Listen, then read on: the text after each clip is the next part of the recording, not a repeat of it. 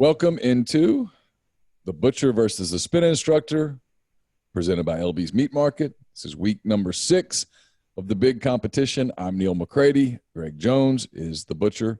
He's the owner of LB's Meat Market in Oxford. We'll talk to Greg about LB's throughout the show today. Campbell McCready, who just finished a spin class, teaching a spin class this morning at Zen Studios there in Fayetteville. She joins us as well. Welcome to both of you. Good morning.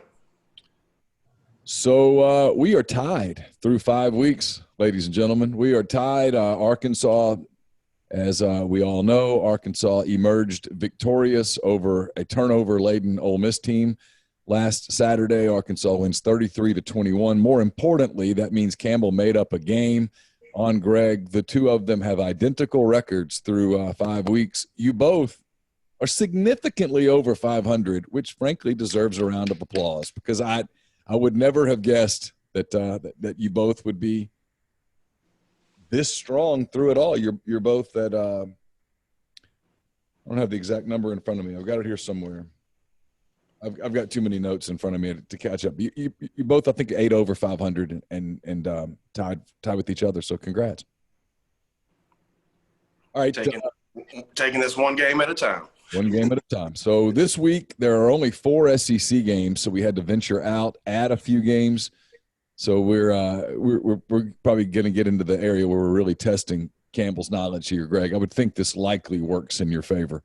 Before we get into it, let's tell everybody about what's going on at LB's. Well, we're going to be stocked up, ready for the weekend. We got Auburn coming to town at 11 o'clock game. So I'm just going to be open all day Saturday. I mean, I just, as much as I want to go and check out the game, it's hard for me to go watch a half and then come back to open up the store too. So we're just going to be open all day on Saturday. We'll be stocked up, ready to go. Plenty of lane trains. Got fresh fish coming this weekend. We've got some tuna, some mahi-mahi, some salmon. Got some fresh scallops coming in. Got some spiny lobster from Florida and some stone crabs from Florida also. So you can get a little surf and turf action this weekend with your steak. I got to do the spiny lobster soon. It's serious. I've done a little research on it. I actually think I can do it and do it pretty well. I went in the other day. I want to remind people of this. When you go into LB's, the eye candy when you go into LB's is kind of in the front and on your right. The stuffed mushrooms, the jalapenos, the everything, the bone-in ribeye, all of that stuff. But don't forget, sometimes the bargains, if you're bargain hunting, sometimes the bargains are on your left in the frozen section. What is it, Greg? $2 off everything frozen. So. Yeah. Like $2 off the price. You got to take advantage of that. We've got so many out of town customers that, they're going to put it in their freezer anyway when they get home. So, it's just, take advantage of that and stock it up, and then, we'll give you a bag of ice or whatever you need to travel with. But yeah, those freezers are where it's at, especially when you get $2 off that price. Yeah. Laura and Caroline were going up to Fayetteville last weekend. So it was just Carson and myself. And so I went in there on Friday, I guess early afternoon, and just grabbed a couple of frozen flank steaks, and they were already vacuum dried. I just put them let them thaw. You're right, by the way, you can sous vide them just frozen. Straight frozen, yeah. But I wanted to season them and put them in. So I let them thaw. They were thawed in an hour. I did the sous vide for 4 hours at 129 degrees and threw them on the grill real quick. Boom, boom, they're off. And so that was great. So all sorts of deals at LB's, whatever you like. I'm a big stuffed jalapeno fan. That's my favorite thing. The mushrooms are very popular here. The ribeye stuffed mushrooms, very popular here at this house. But there's all sorts of things, lots of the homemade sausages, the house-made sausages, chicken jalapeno, the Swayze, the spicy ribeye. There's so much there. So try yours. You'll find a favorite, and leave my chicken jalapenos alone. If you're down to like the last 2, don't take them. Those are mine. All right. I've got you a little stash in the back, so don't you worry. We got you taken care of. I love them so much. All right, Campbell, I know you had several classes this week. You just taught one this morning. How's everything at Zen? It's good. My legs feel like Jell-O after this morning. I put a song in this morning, but I did not realize how fast it was going to be. What was the song? It was you're not going to know what it is, but it's a She played in High School Musical, the main character, and she came out with music like years and years and years ago, like 2008 maybe. Oh, back in ancient days. Yeah, lost me at High School Musical. A long time ago. But, I am worn out, but I get a break until Monday. Get a quiet weekend in Fayetteville this weekend. The Razorbacks are off. They play Texas A&M next Saturday, but no game this weekend. It's probably a lot of people getting out of town, so you get a chance to chill a little, huh? Yes, a lot of people have left to go home. I think my roommate actually might go home tomorrow. So I'm sure you will be glued to the set, studying the games, getting ready for week number 7. Yes, absolutely. Yeah, absolutely. First, we have to dive into week 6, and we start with the game right here in Oxford, Greg. It's Auburn coming to town at Ole Miss. As you mentioned, it's 11 a.m. The game can be seen on SEC Network. Auburn, a 3.5-point favorite, coming off of a loss at South Carolina. Ole Miss coming off the disappointing performance there in Fayetteville, 6 interceptions, a fumble at the goal line, another goal line stand that Arkansas stopped Ole Miss at the 1. Lots of opportunities for Ole Miss. Lane Kiffin's still talking about the Arkansas game on Wednesday. It's over. It's in the books. You got to move on if you're Ole Miss, and that means Auburn and a chance to knock off the Tigers. What do you think? Yeah, I think it's it's going to be a good game. I'm still on the Bo Nix overrated train, and I definitely think that Auburn's going to be paying Malzahn for a quite some time. I think the Rebs get a good bounce back here. I mean, they had an opportunity to win the game with 6 turnovers. You got to look at that, but you got to throw it away. You got to start fresh, and Auburn. A good team, a lot of talent on both sides of the ball, but I think Ole Miss just plays real well at home. Matt Corral, definitely a different player, home versus away. So I think he gets back on track, and I say Ole Miss wins, late field goal or just a touchdown. I mean, it's tough whenever you get stopped on the 4th and 1 at the start of the game, and that kind of dictates the whole game. And it was disappointing, but move on to the next one, and we got Auburn this weekend, and got to get back on track. Campbell, what do you think? You've got you were there in Fayetteville. You were at the stadium on Saturday for Arkansas's win over the Rebels. What do you think about Ole Miss and Auburn? Well, last week was so much fun. It was like one of the most fun weekends like of my sophomore year so far. I got to actually go to the game with 2 of my friends, and it was so much fun. We stayed the whole time, and usually that's not the case for me. Usually I'll leave about 15 minutes in. So it was so much fun, and I got really nervous towards the end, but Arkansas pulled through for this one. But it was super fun to see my Ole Miss friends, so I'm actually going to pick Ole Miss this week. My friends are going to be surprised by that, but I really hope they win. Yeah, I thought it was cool. It was a good weather day. I mean, it's the 2 programs that obviously I follow the closest because of the ties that I have to both of them. And I don't know, I told you this, Greg, and I think I've told Campbell this too. It's one of those deals where I really look forward to the game next year in Oxford, even the game in 2 years in Fayetteville. And I just hope that we've moved past some of these things that stop us from being able to enjoy each other's company and enjoy the Grove or enjoy the tailgates in Arkansas and all that stuff. But it's for me, it's kind of cool to see 2 programs that I think are kind of on the rise. I do. I think they're both heading in the right direction. 7 turnovers get you beat. If you tell a coach before a game, you're going to turn the ball over 7 times, he's going to say, do we even have to go? And the fact that Ole Miss still had the football 3 minutes to go, like Campbell was saying, if you're an Arkansas fan, you were nervous there. 3 minutes to go, had a chance to drive down the field and get a win. You have to feel like, hey, that's as good of a shot as we could have had considering how they played. So, all right, you both take an Ole Miss. You both get the 3.5 points there. It's interesting. So next up, I can't remember which game I put next. I think it's Alabama heading to Tennessee. Alabama, a 20-point favorite this game at 2:30. You can see it on CBS. No idea why CBS wanted this game, but they've got it. Campbell, what do you think? Obviously going to pick Alabama for this one. I heard that Tennessee the head coach fired his assistant coach during the game. During the game, Jimmy Brumbaugh fired during the game at Kentucky. What happened? Well, They gave up 35 points in 2 quarters. Kentucky just boat raced Tennessee. And keep in mind now, I think Mark Stoops at Kentucky has done a whale of a job over the last, how long has he been there? 7, 8 years? He's done a great job. But Kentucky remains a very average program. And they boat raced Tennessee. They made Tennessee look so bad that I think it set the Tennessee, like we always joke about the Vols are back and all that stuff. I think we can stop the joke. They're nowhere close to back. The Kentucky win over Tennessee showed you that Tennessee, it's this whole thing about Tennessee's going to emerge as a whatever. It's over. It's over. It's done. I think games like that are devastating for a program. And then it gets out that he fires Jimmy Brumbaugh during the game on the headset.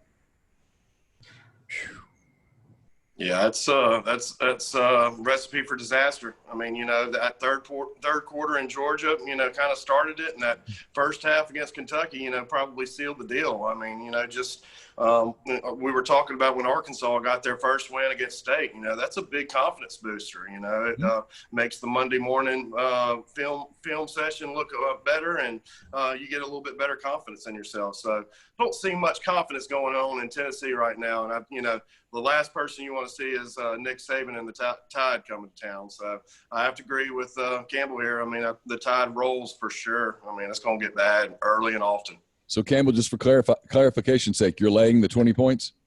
Yes. I'm slowly catching along. I've done my research this week. Okay. So Campbell's laying the 20. Greg, you're laying the 20? For sure. Yeah, I'd think about laying 30 here. All right, let's see. The next game we've got is – you guys help me out here. Which one did I put next on the list? The Notre Dame game. Right. Notre Dame, that's right. Notre Dame, I've got 2 lists going. One was for Neil's picks and one was for the Butcher versus the Spin Instructor. Notre Dame minus 9.5 at Pittsburgh. It's a 2:30 game on ABC. Greg, you're up. Man, venturing out the SEC box, I have to get my handicapping skills going on this one. Notre Dame is Notre Dame. I know Pittsburgh was a 2-touchdown favorite against NC State the other week and lost. So, I like Notre Dame here, but maybe Pittsburgh was saving up for this game. So I'm going to go with Pittsburgh on this. Let's go with Pittsburgh. All right, Greg takes the Irish and the 9.5 points. Campbell? No, Pittsburgh. I want the Pittsburgh. Oh, I'm sorry. Greg takes Pittsburgh in the 9.5. Pittsburgh. Stand corrected. Campbell? This one, I'm obviously not familiar with these teams, but I'm pretty sure the first week we did this, we picked a Notre Dame game, and I picked it for the reason that I graduated that went there or goes there now. So I'm going to pick Notre Dame for this one. That's my reasoning. Okay. So Campbell lays the 9.5 and takes the Irish. Greg takes the 9.5 and goes with Pittsburgh. Pittsburgh's a weird team, man. They're all over the place. They are a roller coaster. All right, next. I believe Kentucky's next, right? Kentucky is at Missouri. That game, a 3 p.m. kick on the SEC network. Missouri did not get to play last week because Vanderbilt has COVID issues. I'm going to go ahead and warn people. Don't make reservations in ink next week, Ole Miss people in Vanderbilt. That game is iffy from a COVID standpoint for the Doors. Kentucky heads in off the win that we just talked about, just absolutely mauled Tennessee. Kentucky a 6.5 point favorite at Missouri. Campbell? I'm going to pick Kentucky for this one. They, like you said, blew out Tennessee last week. And also, she's my cousin, but is she my second cousin, technically? She'd be your second or third cousin. Well, she's my cousin. She graduated from Kentucky, I think, this past May. Yeah. So I'm going to pick Kentucky here. Shout out to Caroline Neal, a UK grad. She'd be your third cousin because she's my second cousin because her dad is my first cousin. Yes. You know how that works? I think so. I mean, in Alabama, that's enough to get married right there. Sure. Yeah, absolutely. Greg, what do you got? I'm going to have to agree with Campbell here. I mean, Kentucky is it seems like they found their stride. And, at the start of the year, they were kind of a sleeper pick, to win the East. And, They those first two games kind of didn't look good on the start of the season, but they really turned around, and I say they roll here, and I like Kentucky a lot.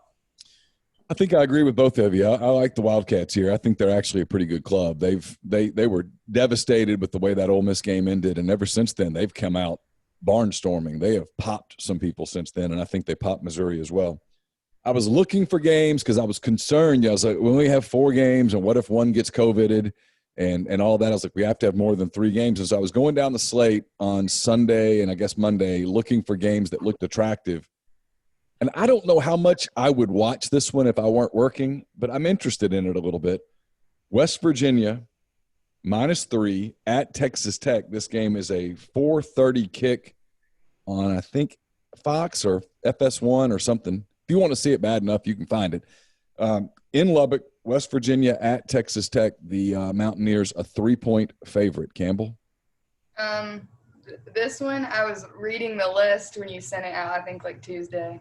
And I was with my friend from Amarillo, Texas. Okay. And I was like, I don't know anything about Texas Tech or West Virginia. And she was like, oh my gosh, I hate Tech. So I'm going to go with the West Virginia. That's science right there. Science! I don't really have much else to say about this one. You know, I've been to Morgantown a couple of times on work assignments, and it's a sneaky cool place. I mean, like 10 minutes out in any direction, and you're like, whoa, am I even in civilization anymore? But Morgantown's kind of cool. It's a fun town. I've been to a West Virginia game. When I was working in Mobile, they had a quarterback from Daphne who was like a big star for them. Pat White, remember when Rich Rodriguez and Steve Slayton and all those guys? So Pat White was there, and the paper sent me up a couple of different times. I always made that a pretty fun trip. I would fly into Pittsburgh. I'd go see a Pirates game, and then I'd go down to Morgantown, which wasn't a particularly bad drive. It was a couple hours, and Morgantown's sneaky cool. Yeah, I heard it's a party school. It is. These are 2 schools. No one would ever call West Virginia or Texas Tech elite academic institutions. Yeah, I'm going to have to go with West Virginia here. I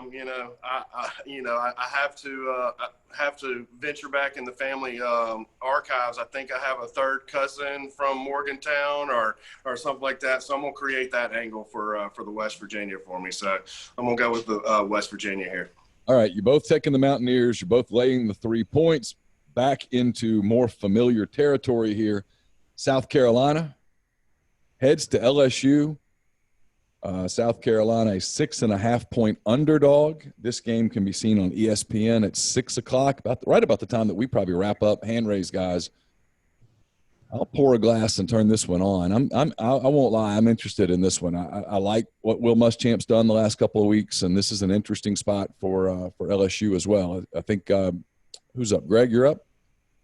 I like South Carolina a lot. I don't even want the points. I think they're going to win straight up. I saw some pictures surface from Coach O. It seems like he's, all in on coaching the Tigers this year to a national championship. So I'm going to go with South Carolina just to win the game. I don't need the points. I think South Carolina wins the game. Campbell? I'm going to agree with Greg here. I did my research this week, and I know that the head coach for LSU has been kind of crazy since his divorce. Yeah. And you talked about how there's like some pictures out there right now of him. There are. So I agree with Greg. I'm going to go with South Carolina. So Yeah, I mean, he's a happy guy, just won the national championship and, graduated a bunch of All-Americans and, have to rebuild the team. So why not rebuild the team and enjoy yourself? That's fine. It's awkward saying this with my daughter on the call, but at some point, don't you, when she pulls out the camera to take the selfie, don't you, if you're him, have to say, no, this is not the best idea, right? I mean, this is not a good idea. We don't need photographic evidence that this happened. I mean, she's a pretty lady. I mean, congratulations to him. But yeah, there's times to take pictures and there's time not to take pictures. This would probably be one of those categories to where you don't take a picture here. When you're making $5 million a year to coach the LSU Tigers, you probably don't need that picture taken at that particular moment, especially on a week where your program just got popped and is about to get really popped by the NCAA. Well, I'd say hand slap, but okay, Well, the NCAA has not accepted those penalties, and I don't think they're going to. They laundered money through a children's hospital charity. Yeah, that's bad. Run those words through your head a few times. They bought players by laundering money through a charity that's supposed to give money to. Wait, so the charity just gave them money to you? Well, the guy that was running. This has been proven in federal court. The guy that was running the hospital charity, unbeknownst to the charity, was moving money through the charity to give to football players to play football, and not to the families of young cancer patients fighting for their lives. Oh, wow. A rough look. Yeah. It's a rough look. Which one do we have? We have one more. Is that right? Yes. Yep. Okay, yeah, I've got to be more organized next week because I tried to be creative here. All right, the biggest game of the week, really every week, is always the ULM game, Louisiana Monroe. They head to South Alabama there in Mobile. This game also kicks off at 6 o'clock. You can see it on ESPN Plus. You can see it on The Big Show. This game is so big they're not even putting it on television. This game's so big that they're putting it on the internet. I mean, what's bigger, the internet or television? Oh, for sure. I mean, pay-per-view internet on top of that. So ULM is getting 15 points in Mobile. Campbell, what do you think? This is an obvious one for me. I'll be picking ULM. This is the easiest one. The McCready family is big ULM fans. Yes, we are all Warhawks. I'm shocked I did not tour ULM. Well, I like ULM, but not enough to send my kids there. You should have toured it just for the hell of it. Got you a ULM shirt. I remember when we were at our grandparents' in Oxford, and we were joking around with Caroline, who my little sister wants to try out for a dance team, and my grandfather was asking if ULM had a dance team that Caroline could try out for. And Caroline was like, I don't think so. No, they might have a dance team, but no. No. All right, so you're taking ULM and getting the 15 points. Greg, what do you got? I think there was a score a couple weeks ago that ULM, got pretty beaten really bad. I think there was somebody that tweeted at that, Neil. Maybe they've gotten their X's and O's together, but I'm going to go with the team from Mobile. I'm going to go with the South Alabama Jaguars. So Greg takes the Jaguars. He lays the 15. I want to point out what happened that week was it had been a big midterm week at ULM, and the players were just so exhausted from studying that they were just worn down. They were just. It was either that or hanging out with the water ski team, who are idols around Monroe. It could have been, but it probably was just study. And also, we take things really seriously at ULM. I mean, we wake up each day and think, what can I do today to make the world a better place? Not very selfish. And, they're probably trying to cure cancer, probably trying to this COVID thing has really created some challenges. How do you stop COVID, eradicate it in its tracks? And so that's the kind of thing that our players think about on a daily basis. So we were distracted wherever we were playing. That's what Warhawks do. They fight the good fight. That's what Warhawks do. It's why we are all Warhawks. All right, guys, we'll come back next week. Arkansas will be back on the slate. The Aggies and Razorbacks, that game's in College Station this year. They normally play it in Dallas every year, but not this year. COVID claimed that one. So it'll be in College Station, so we'll talk about that. Ole Miss, hopefully, will be heading to Nashville to play Vanderbilt. So hopefully we'll be talking about that one as well. Greg, one more time before we wrap up, how can people get in touch with you and find out more about LBs and get themselves hooked up for the weekend?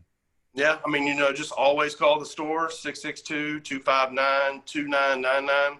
If there's a big order or if you got a bunch of people coming in town that you need, say 10 or 12 steaks, we'll put it together for you, set it over the side. That way you don't have to, come in and, pick things out. We'll have it ready for you.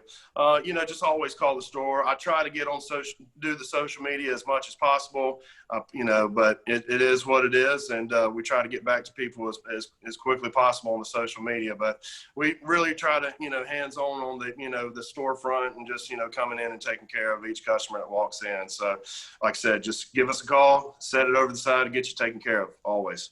Can't recommend it highly enough. Everything there is fresh, fantastic. Greg and the people there take great care of their customers. The product is amazing. You need to give that a shot the next time you are in or around Oxford. It's right over there across from Kroger, 2008 University Avenue in Oxford. Campbell, enjoy your weekend. Don't watch too much football. Allow yourself to get out and have some fun. There's more to life than studying your picks for week 7. So, yeah, I'll definitely try. Yeah, good. All right. So for Campbell McCready, for Greg Jones, I'm Neil McCready. That does it for episode number 6 of The Butcher versus the Spin Instructor, brought to you by LB's Meat Market. Until next week, take care.